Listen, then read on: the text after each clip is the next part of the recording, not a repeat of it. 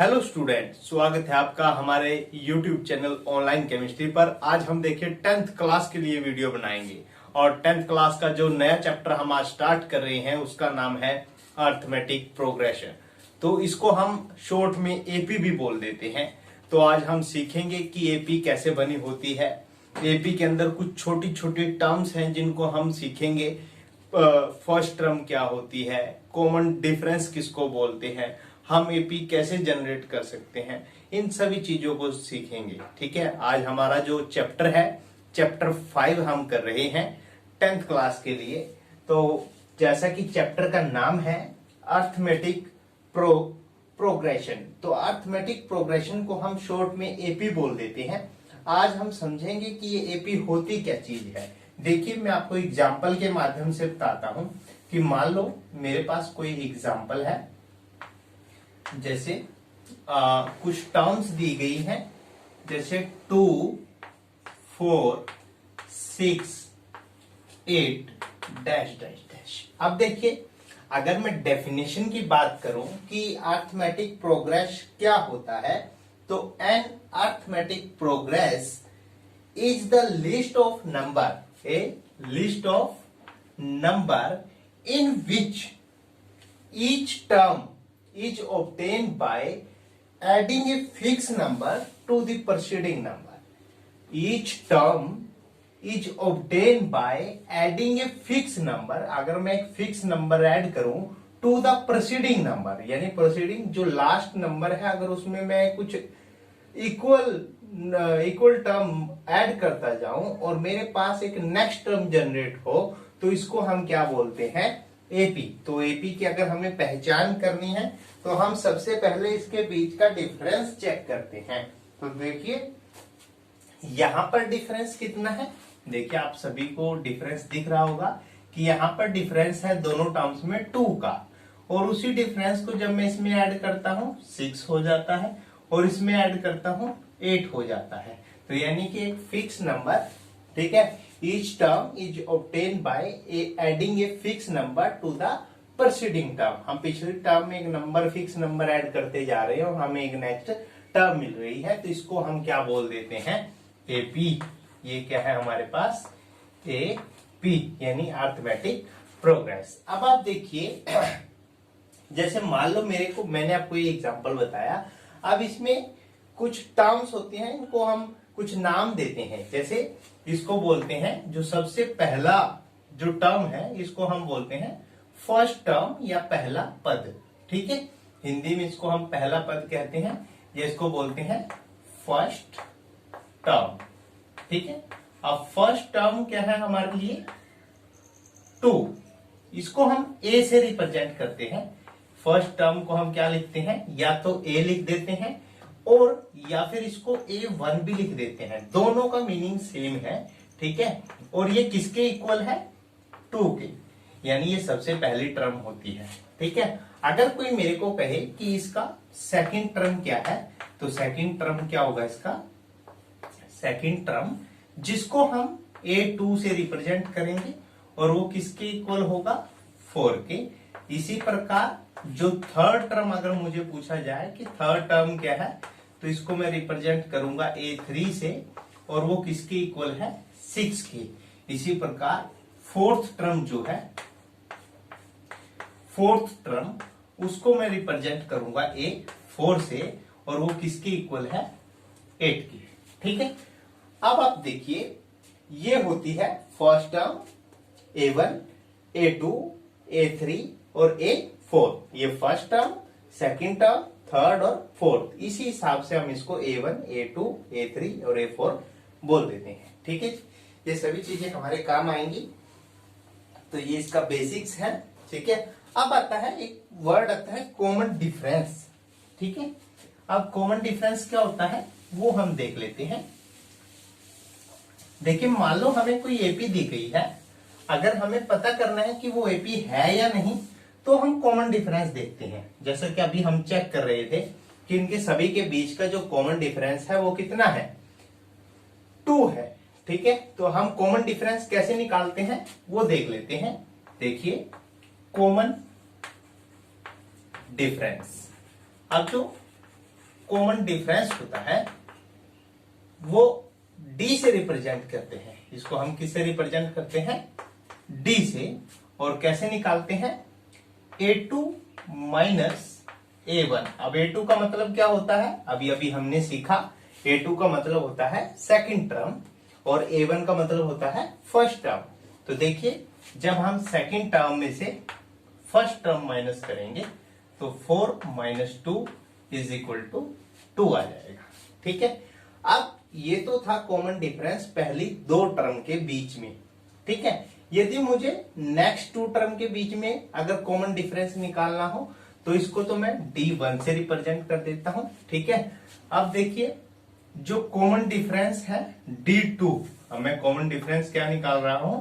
D2। D2 का मतलब होता है कि हम नेक्स्ट जो आगे की दो टर्म्स हैं, अभी ये फर्स्ट टर्म थी, फर्स्ट टू टर्म, अब ये सेकंड टू टर्म, जो नेक्स्ट टू टर्म है, ठीक है, उनके बीच का हम कॉमन डिफरेंस निकाल रहे हैं।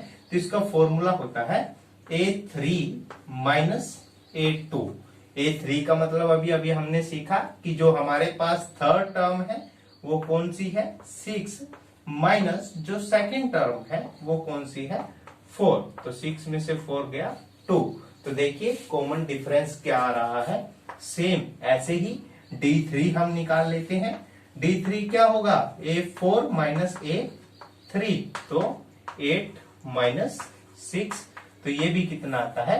2 आता है। तो देखिए हमारा कॉमन डिफरेंस सेम आ रहा है। तो इसका मतलब हम एक फिक्स नंबर ऐड कर रहे हैं और नेक्स्ट टर्म हमारे पास जनरेट हो रही है। तो इसका मतलब ये क्या है? एक एपी है। It is an AP. तो इस प्रकार हमने एपी चेक करनी होती है। ठीक है। अब आता है कि एपी की जो ये टर्म्स होती है ये कैसे जनरेट होती है। देखिए, जो हमारे पास फर्स्ट टर्म आती है, जो हमारी फर्स्ट टर्म है, फर्स्ट टर्म, जो फर्स्ट टर्म होती है ये होता है ए। इसको मैं ए से रिप्रेजेंट करता हूं और वो होती है 2। अब सेकंड जो टर्म है वो कैसे बनी है? देखिए, सेकंड टर्म जिसको मैं A2 बोल देता हूं, ये किसके इक्वल होती है? देखिए, यदि मैं A के अंदर कॉमन डिफरेंस को ऐड करता हूं तो मेरे पास क्या आता है? A2 आ जाता है। तो देखिए, मेरे पास सेकंड टर्म मेरे को निकालनी है। A कितना है? 2 है, प्लस अभी अभी मैंने कॉमन डिफरेंस आपको बताया कि हम इनके बीच का कॉमन डिफरेंस निकालते हैं। तो कॉमन डिफरेंस कितना आया था मेरे पास? 2। तो 2 और 2, सेकंड टर्म क्या हो गई है? 4। ठीक है। अब देखिए, मेरे पास अब मुझे थर्ड टर्म अगर निकालनी है तो third term is equal to A3 और ये किसके इक्वल होगा? A2 के अंदर हम एक फिक्स नंबर ऐड करते हैं, वो क्या होता है? D। ठीक है। तो A2 के अंदर यदि मैं D ऐड करता हूं, अब A2 कितना आया है मेरे पास? 4। तो 4 में यदि मैं D की वैल्यू कितनी है? 2। तो 4 और 2 कितना हो गया है? 6। ठीक है। इस प्रकार आपने इसको सोल्व करना होता है। 2, 4, 6। ठीक है। नेक्स्ट टर्म जैसे अगर हमें निकालनी हो फोर्थ टर्म, तो उसके लिए भी हम ऐसे ही फोर्थ टर्म कैसे निकालनी होती है? A3 प्लस में D। तो A3 कितना आया है? 6 और जो कॉमन डिफरेंस है वो कितना है? 2। तो मेरे पास टोटल कितना आ गया है? 8। ठीक है। तो इस प्रकार हमें कोई भी एपी, अगर हमें एपी की टर्म्स निकालनी है तो उस टर्म को हम निकाल सकते हैं। ठीक है। अच्छा, देखिए एक और मेथड होता है इसी चीज को निकालने का। ठीक है। मान लो आपको दूसरी टर्म निकालनी है, तब तो फॉर्मूला यही रहेगा A प्लस D। अगर तीसरी टर्म निकालनी है तो इसको हम ऐसे भी निकाल सकते हैं, A प्लस 2D। अब हमने 2D जोड़ दिए, अब D को इंक्रीज करना है हमें। ठीक है। देखिए यहाँ पर एक D जुड़ा था, एक डिफरेंस था। ठीक है। अब उसी डिफरेंस को हमने 2 से मल्टीप्लाई कर दिया है। अगर फोर्थ टर्म हमें निकालनी है तो A प्लस 3D हम ऐड कर देंगे। ठीक है। अब A तो वही जो हमारी फर्स्ट टर्म है वही की वही है, ठीक है। अब हम d को मल्टीप्लाई कर रहे हैं, पहले 1 से किया, फिर 2 से, फिर 3 से, यानी 3d ऐड कर दिए हमने, तो फोर्थ टर्म आ गई है, ठीक है। तो हम इसको इस प्रकार भी निकाल सकते हैं, ठीक है, जैसा हमने देखा, और इसको हम इस तरह भी निकाल सकते हैं, ठीक है। दोनों तरीके हम यूज कर सकते हैं। तो चलिए एक्सरसाइज हम स्टार्ट करते हैं। एक्सरसाइज का देखिए हम सेकंड क्वेश्चन से स्टार्ट करेंगे। फर्स्ट क्वेश्चन जो है वो आपको सिर्फ कंडीशंस दी गई हैं कि कौन सी कंडीशंस हैं जो एपी को शो कर रही हैं, या एपी है या नहीं है, ठीक है। इसके बाद है सेकंड क्वेश्चन।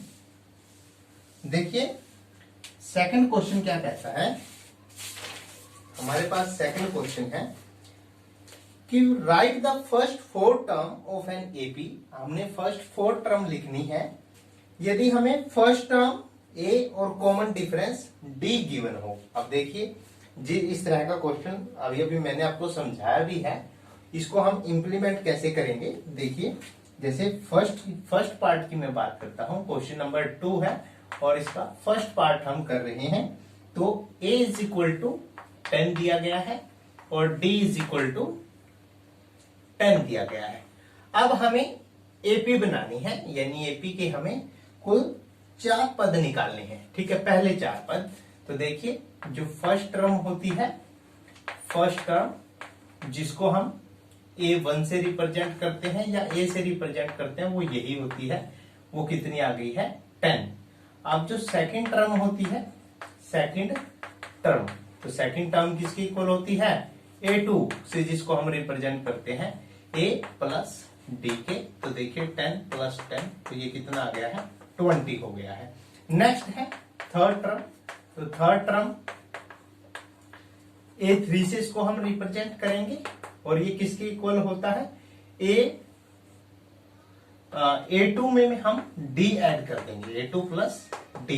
तो देखिए a2 कितना है 20 है, प्लस d कितना है 10, ठीक है। तो 20 प्लस 10, तो ये कितना हो गया है 30, ठीक है।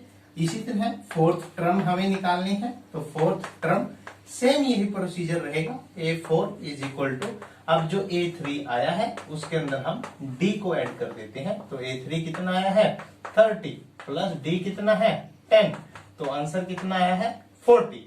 तो अब आपने एपी लिखनी होती है कि एपी जो अरिथमेटिक प्रोसेस हमारे पास, सॉरी अरिथमेटिक प्रोग्रेस हमारे पास आया है, तो अरिथमेटिक प्रोग्रेशन क्या है 10, फर्स्ट टर्म क्या है 10, 20, फिर 30 और नेक्स्ट 40। तो ये 4 हमने टर्म्स निकालनी थी, तो ये हमने निकाल ली है, ठीक है। क्वेश्चन अच्छे से समझ में आया होगा। अभी देखिए इसके बाकी पार्ट में आपको और करके दिखाता हूं, ठीक है। आपने सभी जो भी क्वेश्चन आपको करवाए जा रहे हैं उन सभी को ट्राई करना है, ठीक है। आप देखिए नेक्स्ट है नेक्स्ट है हमारे पास, इसका सेकंड पार्ट है, सेकंड क्वेश्चन का second part, a is equal to -2 है और d इज इक्वल टू 0 है। देखिए बहुत ही आसान क्वेश्चन है, ठीक है। अब देखिए पहले हम फर्स्ट टर्म निकालेंगे, ठीक है। फर्स्ट टर्म जिसको हम किससे रिप्रेजेंट करते हैं a1 से, तो वो किसके इक्वल होता है a के ही इक्वल होता है, और वो कितना आ गया है -2। अब हम इसका सेकंड टर्म निकालेंगे, ठीक है। सेकंड टर्म a2 होता है, तो इसको हम क्या बोलते हैं a प्लस डी, और -2 प्लस 0, तो आंसर क्या आ गया है -2। इसी प्रकार हमने थर्ड टर्म निकालनी होती है, थर्ड टर्म को हम a3 से रिप्रेजेंट करते हैं और a प्लस 2d, ठीक है। तो वो कितना आ गया है -2 प्लस 0 इज इक्वल टू -2, ठीक है। और इसके बाद फोर्थ टर्म है वो भी यही रहेगा, ठीक है। a प्लस 3d इसको हम लिख लेते हैं, ठीक है। और ये कितना आ गया है -2 प्लस 0, तो इज इक्वल टू -2, ठीक है। तो हम d को 3 से मल्टीप्लाई करेंगे 0 ही आएगा, और ये कितना आ गया है -2 आ गया है। तो इस प्रकार आपने सेकंड पार्ट निकालना है। अब हम आगे हैं थर्ड पार्ट पे। तो देखिए थर्ड है, सेकंड क्वेश्चन का थर्ड पार्ट है, a इज इक्वल टू आपको दिया गया है 4, and D is equal to है -3। अब आप देखिए फर्स्ट टर्म जो हमारे पास है वो है 4 और सेकंड डी हमारे पास दिया गया है -3। तो देखिए सेकंड टर्म जो आएगी a2 हम निकालेंगे। a2 क्या होता है a प्लस डी। तो देखिए a कितना है हमारे पास 4 प्लस माइनस का 3, तो प्लस माइनस माइनस, तो 4 माइनस 3 इज इक्वल टू 1। अब नेक्स्ट टर्म जब हम निकालते हैं a3 तो इसको हम कैसे लिखेंगे a प्लस 2d। तो देखिए a कितना है हमारे पास 4 है और 2 मल्टीप्लाई में d कितना है हमारे पास माइनस का 3। तो देखिए 4 और 3 2 जा 6 प्लस और माइनस माइनस, तो 4 माइनस 6 तो कितना आ जाएगा नेक्स्ट टर्म 2। और अब फोर्थ टर्म जब हम निकालते हैं तो a प्लस 3d, d को 3 से मल्टीप्लाई करेंगे।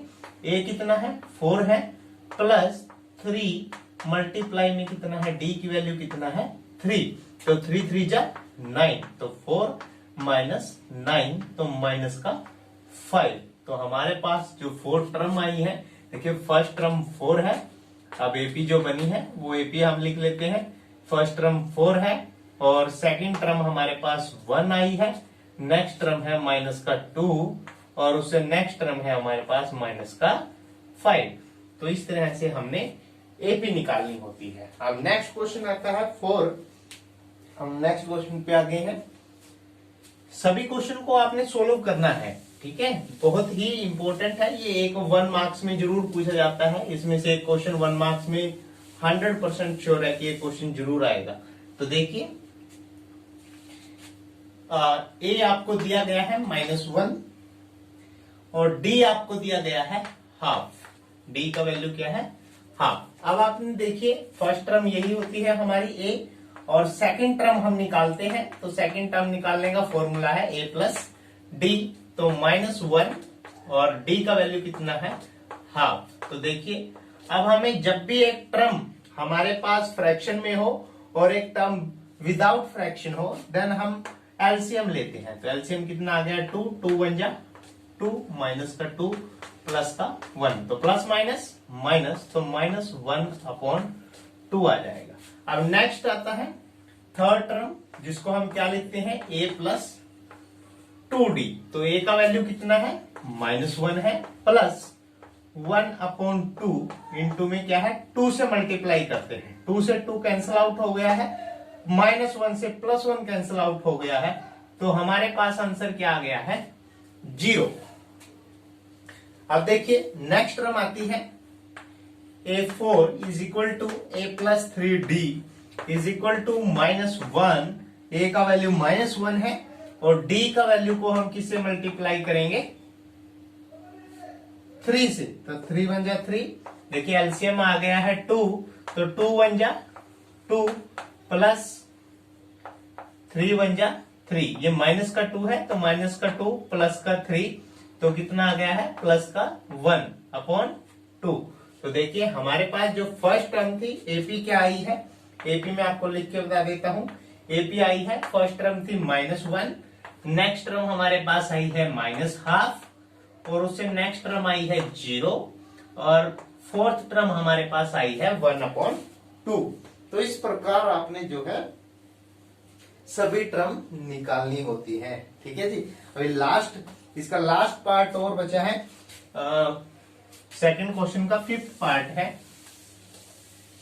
तो देखिए 5th पार्ट हमें दिया गया है कि a is equal to -1/25 and d is equal to -0.25।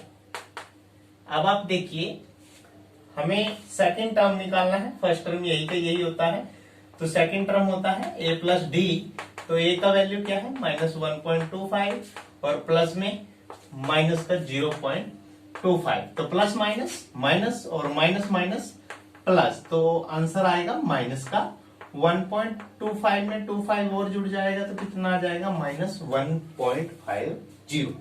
अब थर्ड टर्म हम निकाल लेते हैं। थर्ड टर्म क्या होती है a प्लस 2d। तो देखिए -1.25, ठीक है, प्लस 2 इंटू में -0.25। तो जब 0.25 को 2 से मल्टीप्लाई करेंगे तो 0.50 आ जाएगा, -1.25, और ये प्लस माइनस माइनस, और ये आ गया है 0.50, तो आंसर आता है -1.75। ठीक है, इसी प्रकार हम फोर्थ टर्म निकाल लेंगे। ठीक है, उसमें भी हम क्या करेंगे, फोर्थ टर्म निकालने के लिए a प्लस 3d, इसको 3 से मल्टीप्लाई कर देंगे तो 1.25, और जब d को 3 से मल्टीप्लाई करेंगे तो 25 3 से 75, तो कितना आ जाएगा, -0.75। तो हमारे पास जो आता है वो क्या आ जाएगा, माइनस का 2.00, ये वैल्यू आती है माइनस का 2.00। तो ये हमारे पास एपी आ गई है। एपी में आपको लिख के दिखा देता हूं।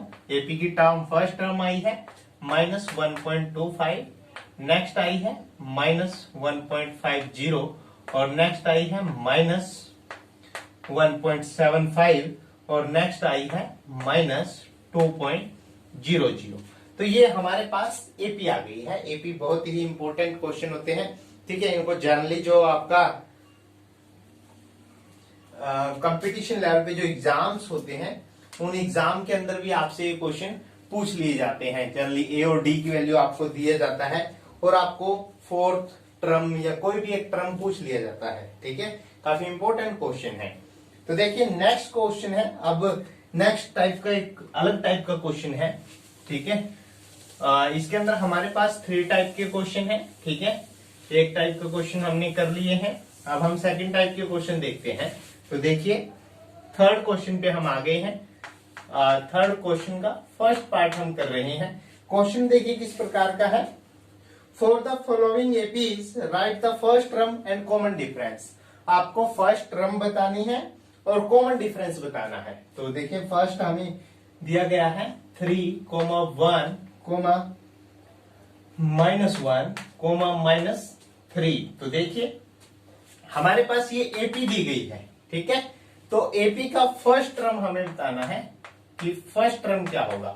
तो फर्स्ट टर्म क्या होती है, जो सबसे पहला होता है, जो सबसे पहला पद होता है उसी को हम फर्स्ट टर्म बोल देते हैं, जिसको हम ए से रिप्रेजेंट करते हैं, और वो कितना है, 3। और इसके बाद है कॉमन डिफरेंस।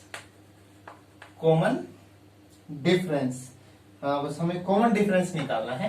तो कॉमन डिफरेंस निकालने का फॉर्मूला मैंने आपको बताया है, इसको हम डी से रिप्रेजेंट करते हैं, और फॉर्मूला होता है कि जो सेकंड टर्म है उसमें से फर्स्ट टर्म माइनस करते हैं, a2 माइनस a1। तो देखिए a2 कितना है हमारे पास, 1।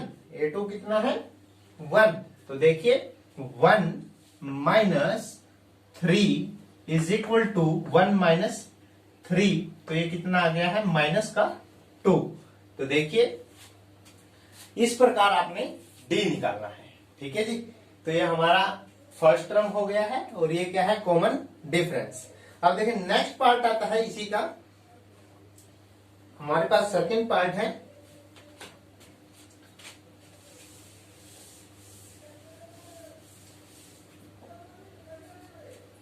सेकंड पार्ट है -5, -1,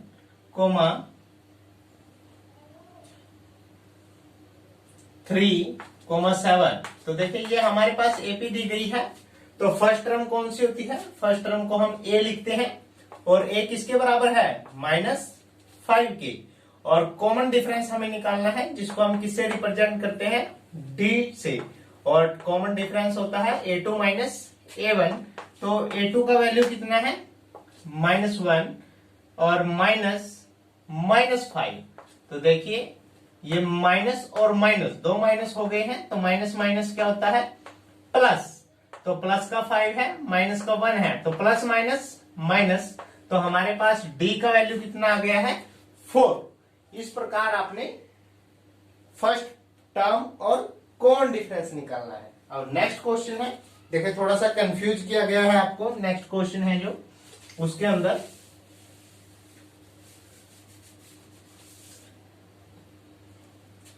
अब देखिए आपको जो वैल्यू दी गई है 1/3 कोमा 5/3 और नेक्स्ट है 9/3 और नेक्स्ट है 13/3।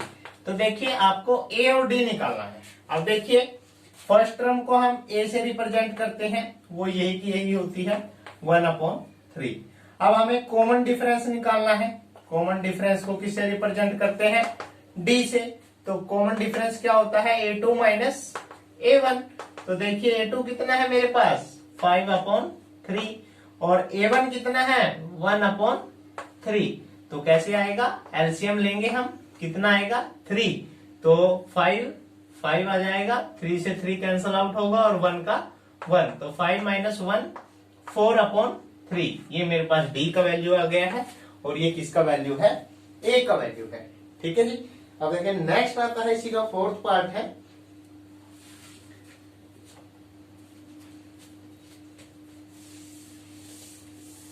आपको किसी भी तरह का क्वेश्चन पूछ सकता है। जनरली इस तरह के क्वेश्चन 1 मार्क्स में पूछे जाते हैं क्योंकि आसान क्वेश्चन है। ठीक है, तो देखिए क्वेश्चन पूछा गया है कि 0.6 कोमा 1.7 कोमा 2.8 और कोमा 3.9। आपको ये बताना है कि इसका फर्स्ट टर्म क्या है। फर्स्ट टर्म को हम जनरली ए से रिप्रेजेंट करते हैं। तो ए क्या है यहाँ पर? फर्स्ट टर्म जो है वो सबसे पहला पद होता है, वो है 0.6। अब हमें डी निकालना है जो किसके बराबर होता है? A2 minus A1। तो 1.7 और माइनस 0.6, ये A2 है और ये क्या है? A1। तो देखिए 7 माइनस 6, तो ये कितना आ गया है? 1 आ गया है और 1 का 1 आ गया है। तो देखिए हमारे पास डी का वैल्यू कितना आ गया है? 1.1। ठीक है, तो ये क्वेश्चन थे हमारे पास।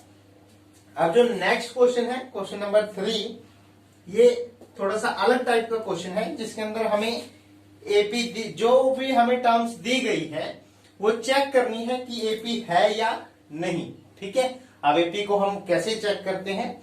ठीक है, अगर वो एपी है तो उसके हमें नेक्स्ट टर्म्स निकालनी होती है। ठीक है, तो इस क्वेश्चन को हम नेक्स्ट वीडियो में करेंगे। ठीक है, आज के लिए इतना ही।